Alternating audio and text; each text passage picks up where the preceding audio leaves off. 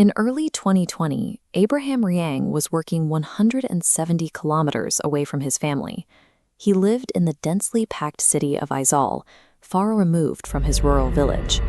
When the sudden global lockdown hit, the frantic rhythm of city life vanished almost overnight. Roads emptied out, travel froze, and Abraham found himself entirely cut off from his home. Back in his village, a beloved elder passed away, followed shortly after by his son. These men belonged to a devout Hindu family, yet pandemic restrictions made their mandatory cultural cremations impossible. Instead, the villagers were forced to bury both bodies in the earth. By circumventing these ancient requirements, the community left a sacred equation unbalanced. The deceased were caught in a suspended state between the living and the dead, waiting for a resolution. Months later, restrictions eased, and Abraham finally returned to his remote village. Almost immediately, the community gathered to correct the disrupted rites, making the decision to exhume the bodies for a delayed cremation. Abraham arrived to find his mother in a severely weakened physical state. She was suffering from an acute stomach ailment, with erratic blood pressure that forced local doctors to place her on strict bed rest. Despite her fragile health, she became obsessed with seeing the elder one last time. As the villagers carried the exhumed body directly past their house, she ignored her family's frantic warnings and rushed outside. She pushed her way to the corpse, but the moment she looked down at the hideous, decaying face, panic set in. She barely lasted 3 seconds before fleeing back into her house, entirely terrified. That single, unauthorized glance breached her weakened immune system. It was the exact moment of exposure, planting the seed for an aggressive paranormal contagion to take root in her body. For exactly 48 hours, there were 0 outward signs of an infection. Abraham's mother ate dinner and went to sleep, acting perfectly normal. The onset arrived violently at 12:30 in the morning. She abruptly sat up, wailed loudly, and then dropped sideways like a stone statue. Her breathing completely stopped for 20 seconds. When her family threw water on her face, she revived, screaming in an aggressive voice that she needed to go to the graveyard. Treating this as a severe physiological collapse, her panicked family loaded her into a neighbor's car and sped toward the local emergency room. Once admitted, the attending doctor quickly administered a sedative injection, but the medication failed completely. Instead of resting, she sat up over 15 times that night, hallucinating the dead elder's rotting face on every single patient in the ward. The clinical environment and standard physiological treatments offered no defense. They were trying to cure a supernatural disease with earthly medicine. Discharged with useless medication, the family brought her back to the village. Here, the infection rapidly escalated, seizing complete physical control over her body as soon as the sun went down. A week later, Abraham's brother was sleeping beside her. Deep in the night, a wet drop landed on his cheek. He wiped it away, half asleep, until a second drop hit his face. He checked his hand and realized he was wiping away fresh blood. He opened his eyes. The space beside him was empty. He looked up and found his mother crawling upside down on the ceiling, blood dripping from her mouth.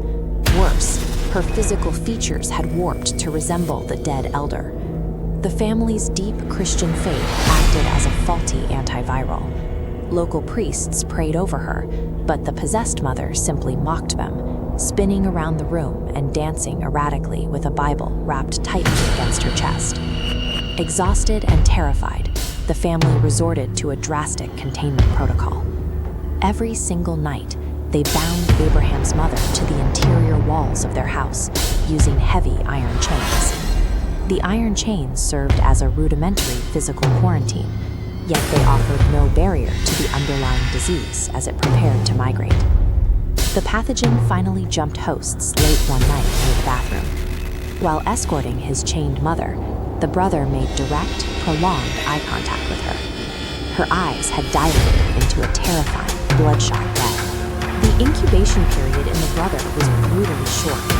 By 11:30 the very next morning, his eyes mirrored the exact same violent shade of red. He walked outside to stare blankly at the sky, laughing and crying simultaneously. He shattered his own chains, sprinted to the bathroom, and sliced open his finger, desperate to drink his own blood.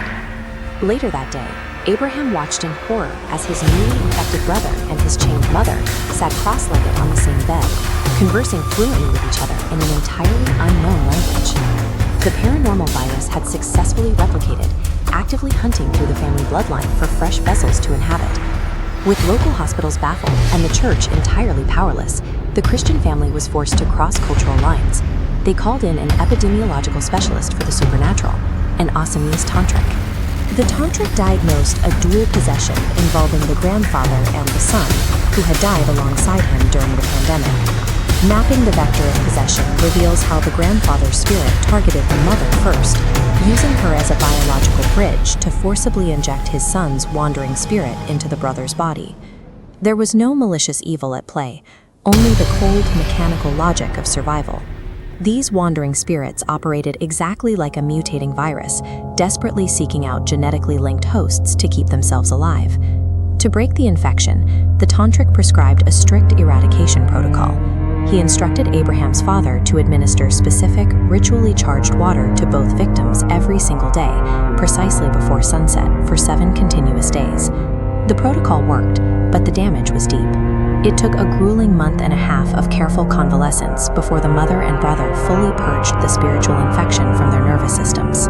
A properly executed cultural cremation, like the one seen here, provides closure. The flames establish a necessary, absolute boundary between the realm of the living and the realm of the dead. Abraham's family learned a devastating lesson. Our modern safeguards, sterile hospitals, heavy iron restraints, and even the prayers of a different faith are fragile illusions. When ancient, sacred rituals of death are forcibly broken, absolutely no one is safe from what bleeds through.